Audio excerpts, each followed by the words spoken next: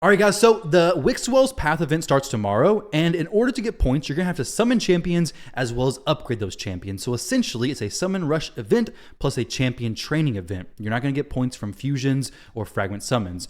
As far as what other events are going on alongside this, you can check Plarium Play calendar and see, but if you don't have it, this is what's going on. We have 2x Sacreds alongside Thursday, a 10x for Dune Lord Gregor, Friday, 10x for Aislinn, Saturday, 10x for Finna, Sunday, 10x for Falmond Mornsword. So if you're going for any of these heroes, use your Sacreds during that time. The 2x Sacred boost is going to go on the entire duration of the event, but you can specifically target one of these if you want a little bit better chance at any of these faction lords or whatever they're called. Obviously, the chance is very low at 10x. It's still pretty pitiful. But if you want the best chance, I guess now's the time to do it, right? But the main thing you're probably wondering is WIXWELL worth going for a blessing for?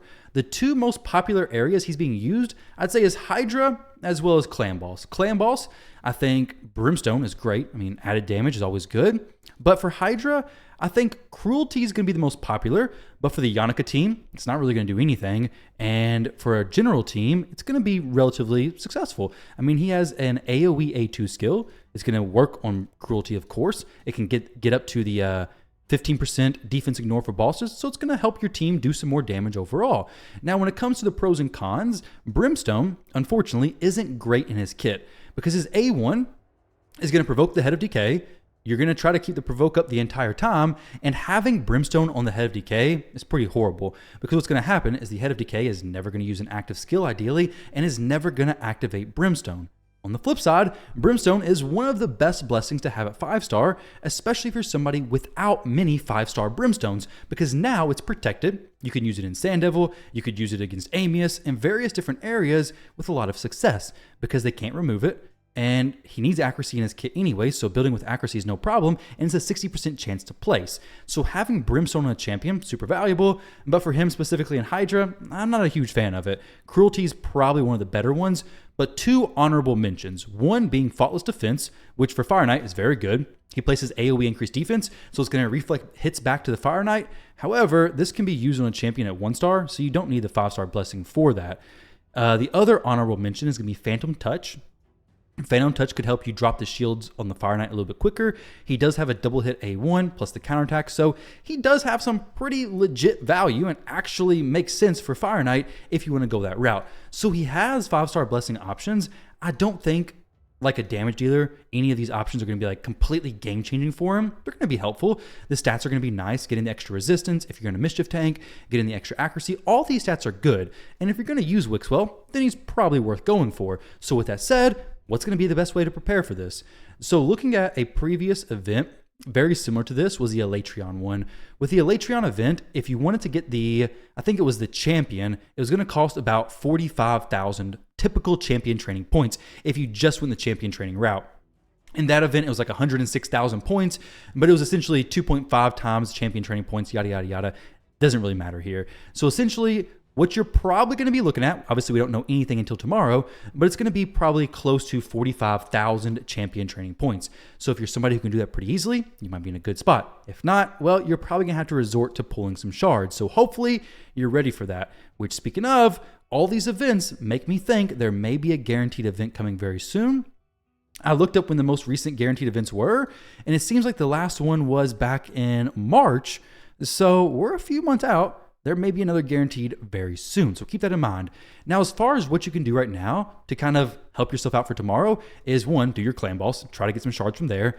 Do 3v3, check out if you have any shards to be purchased from here. For me, I have an ancient shard there. Let's go ahead and scoop that. Boom, a void shard there, very nice, and no sacred shard available, but you can get all your stuff from there. Then, let's come over to the clan shop. If you have any other tips down below, well, if you have any other tips, leave them down below. Be helpful for everybody. We have no void shard here, of course. We have nothing really super valuable outside of energy. You will need the energy, so get that if you can. Typically, I do like to buy the brews. Brews are very helpful, especially for these champion training tournaments. You very much need them. Pick up the void shard whenever it comes in as well. And then if you are winning your CVC, make sure you win it, because then you're going to get the personal rewards a Sacred Shard, possibly 3 Void Shards, an Ancient Shard if you're tier 6, but good rewards all throughout. So try to do well in your CVC and at least finish this so that you can, get your Void Shard. And if you're a player who doesn't do anything and you're very inactive, log in to at least do your points so you can collect the work that your clan has already done. Because I think there's a requirement you have to hit in most clans. Either way, next thing, let's talk about the next thing. The next thing is going to be my comments. I said to push Hydra in my little notes, but I don't think Hydra is going to do anything as far as earning shards, so we can ignore that one. Another thing I want to mention though is that Ancients are worth quite a bit more than what they're initially going to appear to be worth, because in the breakdown, they're going to be worth the least amount of points by far. However, every Ancient you open isn't just, the points at face value. It's going to be extra points because every 3-star champion you get, you're going to be a good, efficient raid player and you're going to drop a couple brews into. So now you're making double the value of that Ancient Shard just from dropping a few brews into that hero. Now with brews, you want to save these. You want to save these all the time. Don't spend your brews outside these events, because when these events come around, you're going to have the brews ready to actually level these champions. And when it comes to leveling these champions, since we currently have CVC going on, you're probably going to be wanting to spend a lot of energy doing this stuff, especially since it's personal reward CVC. If you got to spend energy leveling and doing whatever, do not take your champions past 5-star level 1. Because 5-star is going to be the most efficient outside of 6-star level 1 for food champions and stuff. But that's for very, very late game stuff. 5-star level 1, you can come in here, drop 5 to 7 brews into, and get a good chunk of levels just like that, instantly, basically. So if you're doing leveling, if you're doing a bunch of dungeons, try to solo them whenever you can. Try to be leveling champions up alongside it so you can at least get some champions to 4-star level 40, get them ready to be ranked up to 5-star level 1, drop some brews into for tomorrow. Try to put yourself in the best possible situation for tomorrow. And honestly, that may be not spending any more energy. So as far as CVC goes, you can get tons of points from 3v3, do your faction wars, do forging. Forge a ton of stuff. Forge it, level it up, sell your stuff, do a gear cleanse right now. I promise you, if you have not done a gear cleanse in a while, you can get hundreds of thousands of points from just cleansing your gear.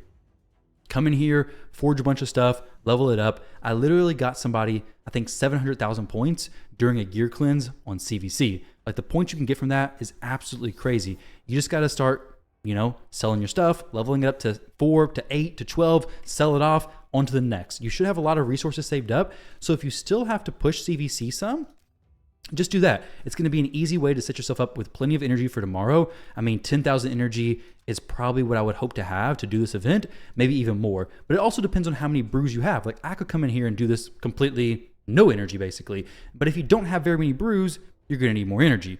And if you don't have much energy, you're going to need a lot of brews. So consider that before you start dumping a ton of your resources. This daggone mic is still not tightened up, unfortunately.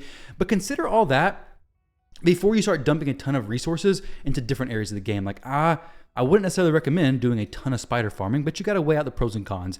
Do you want the 5-star soul for WIXWELL? I guess worst case scenario is you could always just sell it, right? Not that I recommend doing that, but you could come in here and just say, okay, 5-star soul, let's sell it. Let's use it for a different thing in the future. But do you want the 5-star soul for WIXWELL, or do you need to get to the little bit higher personal reward tier? It's completely up to you which one's more valuable. For me, it'd be personal reward. Actually, no, it'd be WIXWELL soul, because personal rewards, 1 sacred is not very much. WIXWELL soul is very important. So just be careful with that.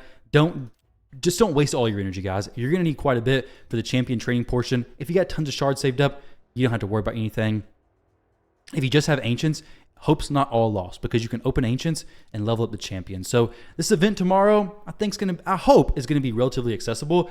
We really don't know until we see it, but do watch out for my channel. I will be posting my initial impressions, my plan for it and everything tomorrow as soon as it goes live, as soon as I'm awake to actually see it, because 13 hours from now, what time is it going to be? It's going to be like 4 a.m. for me. So yeah, I'm not going to be awake at 4 a.m. to post this, but I'll be awake very soon. So guys, best of luck. Let me know what your plans are. Let me know what soul you plan on using for WIXWELL. I think it's going to be pretty interesting.